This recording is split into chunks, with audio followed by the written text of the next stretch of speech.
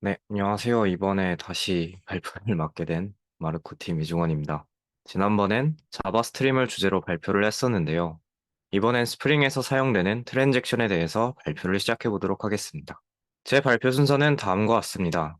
우선 트랜잭션에 대해 설명드리고, 스프링에서 트랜잭션은 어떻게 구현되어 있는지 확인한 다음, 이때 발생하는 문제를 스프링은 어떻게 해결했는지 보여드리고, 스프링 데이터 JPA를 사용할 때 트랜잭션이 어떻게 작동하고 있는지를 확인하며, 마지막으로 서비스 로직에서 트랜잭션을 다룰 때 주요 사용하는 어노테이션인 트랜잭션을 살펴보도록 하겠습니다. 자, 이제 저는 고대하던 아이브 콘서트 낮 12시 티켓팅을 하려고 합니다. 심장 박동이 120bpm까지 오르고, 하지만 저는 걱정하지 않습니다. 손은 눈보다 빠르니까요.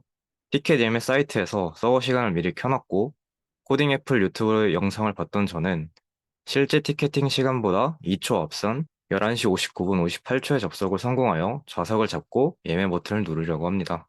그러나 에이징 커브 이슈로 느릿느릿 움직이는 손 때문에 겨우 마지막 남은 한 자리를 선택해서 눌렀고 성공했다는 메시지를 받았습니다. 그리고 핸드폰을 켜보니 15만 원이 결제되었다는 메시지도 받았는데요. 감격의 눈물을 흘리는 것도 잠시 티켓 예매 내역에 들어가서 확인해보려 하니 예매 내역이 없는 것을 확인할 수 있었습니다.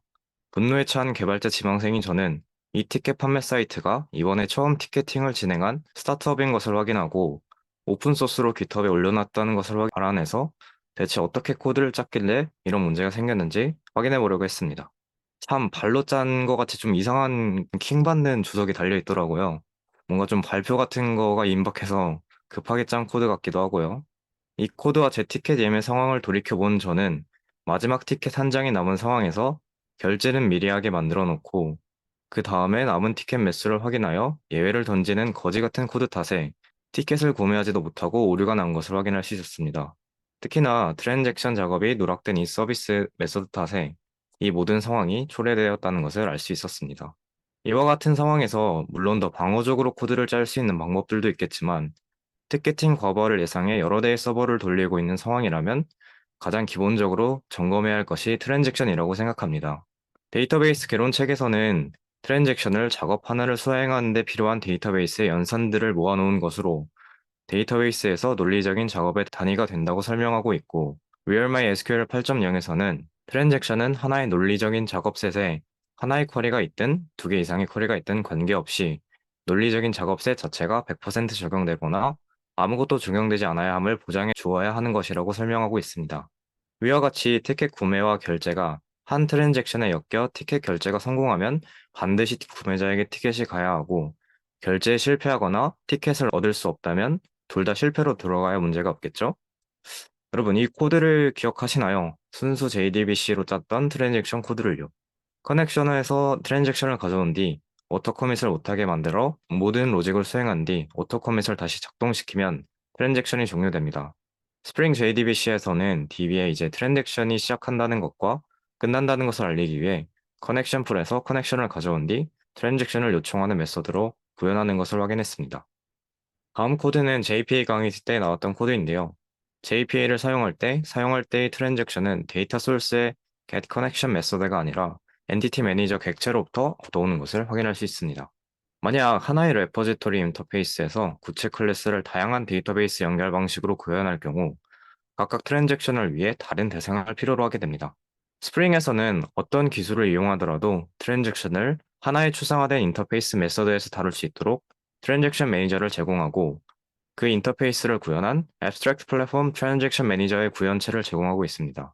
플랫폼 트랜잭션 매니저 인터페이스 구현체 중에서도 JPA 기술을 사용할 때 쓰이는 JPA 트랜잭션 매니저를 살펴보도록 하겠습니다. 그 내부 필드를 보게 되면 Entity Manager Factory를 비롯해 JPA에서 사용되는 객체의 메서드를 이용해 트랜잭션을 가져오는 것을 확인할 수 있었습니다. 이때 저는 한 가지 의문이 들었습니다. 순수 JPA를 이용하는 경우 JPA 트랜잭션 매니저를 통해 추상화된 메서드로 트랜잭션을 다룰 수 있었지만 스프링 데이터 JPA는 자동으로 구현체를 생성해 주는데 이때 내부적으로 트랜잭션이 사용될 시 플랫폼 트랜잭션 매니저의 트랜잭션과 충돌이 나지 않을까에 대한 고민을 하게 되었습니다. 그래서 실제 JPA 구현체가 생성되는 과정을 확인하여 심플 JPA 레포지토리가 런타임 시 JPA 레포지토리의 구현체로서 빈으로 등록된다는 것을 확인하였고 여기서 사용되는 create, update, delete 메서드에서 각각 트랜잭셔널 어노테이션을 사용해 트랜잭션을 가져온다는 것을 확인할 수 있었습니다. 만약 이렇게 트랜잭션이 적용된 여러 메서드가 서비스의 메서드 안에서 여러 개 존재하고 그 외부의 JPA 트랜잭션 매니저의 트랜잭션으로 감싼다면 어떻게 가장 외부의 트랜잭션이 그 역할을 제대로 수행할 수 있을까요? 정답은 바로 트랜잭션을 가져올 때 넣는 트랜잭션 데피니션에 있습니다. 트랜잭션 데피니션은 트랜잭션 프로퍼게이션 관련 설정을 의미하고 트랜잭션 프로퍼게이션은 두 개 이상의 트랜잭션이 만나는 순간 어떤 전략을 취할지 정하는 정의라고 할 수 있습니다. 가장 기본 트랜잭션 데피니션 구현체를 선택할 경우 propagation required로 설정되어 사용되는 것을 확인할 수 있습니다.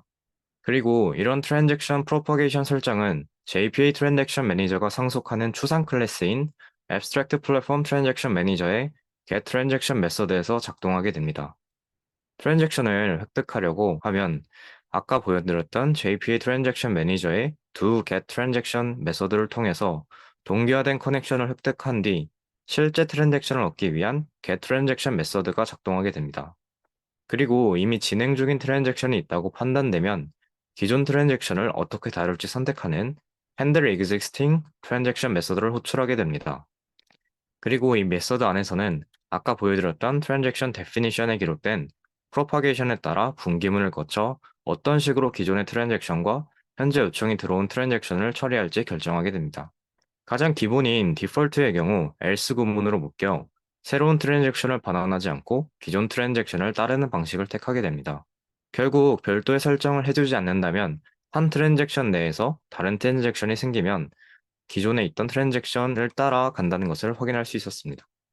마지막으로 트랜잭셔널 어노테이션에 대해 간단히 살펴보면 AOP를 이용해 저희가 사용했던 트랜잭션을 가져오고 커밋하고 롤백하는 일련의 과정을 어노테이션을 통해 감지하여 빈 생성 시 해당 클래스를 상속하는 프록시 클래스의 메서드에 붙여줌으로써 트랜잭션 관련 코드를 감추는 역할을 하고 있습니다.